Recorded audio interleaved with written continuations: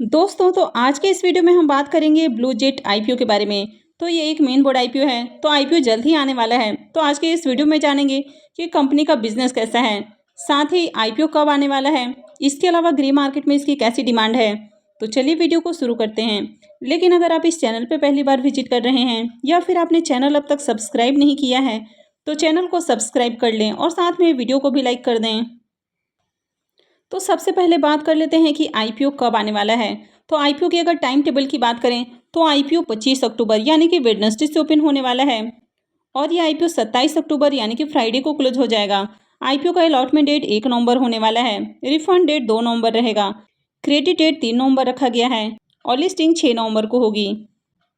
तो चलिए अब कंपनी के बिजनेस के बारे में बात कर लेते हैं कि कंपनी का बिजनेस कैसा है। तो कंपनी का नाम है ब्लू जेट हेल्थ केयर और कंपनी 1968 में इनकॉर्पोरेट हुई है, यानी कि कंपनी बहुत ही पुरानी और एक्सपीरियंस्ड है।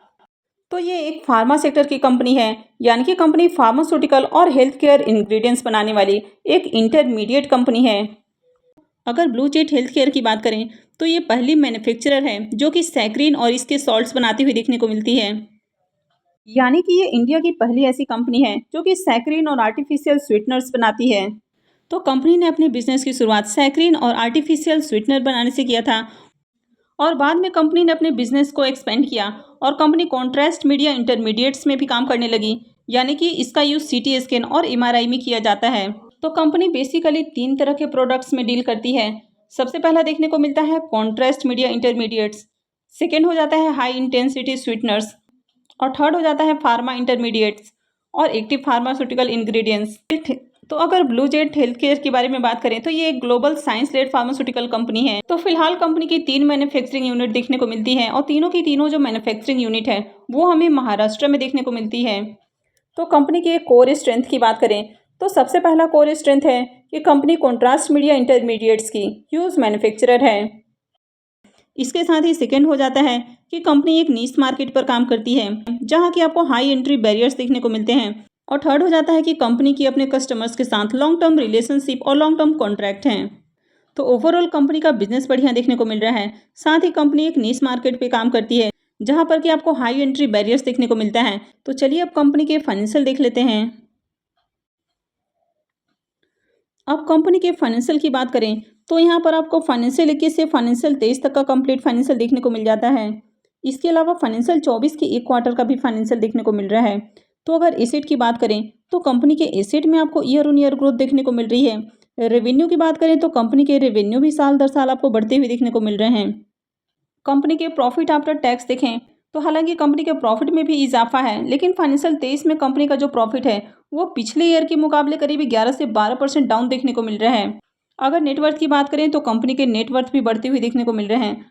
अब कंपनी के रिजर्व एंड बोरोइंग्स की बात करें तो ये दोनों ही आपको देखने को नहीं मिल रहे हैं। हालांकि ओवरऑल जितना भी फाइनेंशियल आपको देखने को मिल रहा है तो फाइनेंशियल आपको बढ़िया देखने को मिल रहा है। हालांकि फाइनेंशियल 23 में कंपनी के प्रॉफिट में गिरावट देखने को मिल रही है और इसके पीछे का कारण है कि 2021 से 2022 में कोरोना के समय में जितनी भी फार्मा कंपनियां थी तो उनके प्रॉफिट में काफ़ी ज़्यादा इजाफा देखने को मिला था और उसके बाद से उसमें हमें गिरावट देखने को मिली है। तो यहाँ पर भी 2023 में कंपनी के फाइनेंशियल में गिरावट देखने को मिल रही है। तो अगर इसके केपीआई की बात करें तो आरओई और आरओसी ये दोनों ही काफ़ी अट्रैक्टिव हैं। ईपीएस देखें तो ये आपको एवरेज देखने को मिल रहा है, साथ ही रिटर्न ऑन नेटवर्थ भी अट्रैक्टिव है। तो ओवरऑल कंपनी की फाइनेंशियल अट्रैक्टिव देखने को मिल रहे हैं। तो अगर आईपीओ की डिटेल्स की बात करें तो आईपीओ 25 अक्टूबर से ओपन हो रहा है और ये 27 अक्टूबर को क्लोज हो जाएगा। फेस वैल्यू 2 रुपये पर शेयर होने वाला है। अब अगर आईपीओ के प्राइस बैंड की बात करें तो आईपीओ के प्राइस बैंड, लॉट साइज और इसके इशू साइज को अब तक अपडेट नहीं किया गया है। तो जैसे ये सारी अपडेट आती है तो मैं भी आपको अपडेट करूंगी। वैसे ये जो आईपीओ है ये पूरी तरह से ऑफर फॉर सेल आईपीओ रहेगा। यहाँ पर कंपनी के प्रमोटर्स 2,42,85,160 इक्विटी शेयर सेल करने वाले हैं, यानी कि आईपीओ के जरिए कंपनी के प्रमोटर्स अपनी हिस्सेदारी को सेल कर रहे हैं। तो आईपीओ से जो भी फंड रेज होने वाला है तो इससे कंपनी को 1 रुपये का भी बेनिफिट नहीं होने वाला है। तो ये जो पूरा का पूरा पैसा है ये कंपनी के प्रमोटर्स और इन्वेस्टर्स के पास जाने वाला है। अब ये एक मेन बोर्ड आईपीओ होने वाला है तो कंपनी बीएससी और एनएससी पे लिस्ट होने वाली है। अब आईपीओ में रिजर्वेशन पोर्शन की बात करें तो क्यूआईबीज के लिए 50% का पोर्शन दिया गया है, वहीं रिटेलर्स के लिए 35% और एचएनआईज के लिए 15% का पोर्शन होने वाला है। ब्लू जेट हेल्थ केयर के ग्रे मार्केट प्रीमियम की बात करें तो अब तक इसका ग्रे मार्केट में प्रीमियम देखने को नहीं मिल रहा है और वैसे भी आईपीओ को ओपन होने में भी काफ़ी समय है, यानी कि आईपीओ 25 अक्टूबर से ओपन होने वाला है और अभी आईपीओ के सारे डिटेल्स भी आपको आती हुई नहीं देखने को मिली है, यानी कि आईपीओ के सारे डिटेल्स अपडेट नहीं किए गए हैं कि आईपीओ का लॉट साइज क्या होने वाला है, प्राइस बैंड क्या होने वाला है, इसके साथ ही इशू साइज कितने का होने वाला है। तो जैसे ये सारी अपडेट आती है आपको ग्रे मार्केट प्रीमियम भी ओपन होते हुए देखने को मिलेगा। तो जैसे ही ग्रे मार्केट से जुड़ी हुई कोई भी अपडेट आती है तो मैं भी आपको अपडेट करूंगी। तो इसके लिए आप चैनल से जुड़े रहें और चैनल को सब्सक्राइब करके रखें और अगर आपने इस वीडियो को अब तक लाइक नहीं किया है तो वीडियो को भी लाइक कर दें और वीडियो को अंत तक देखने के लिए आप सबका बहुत बहुत धन्यवाद।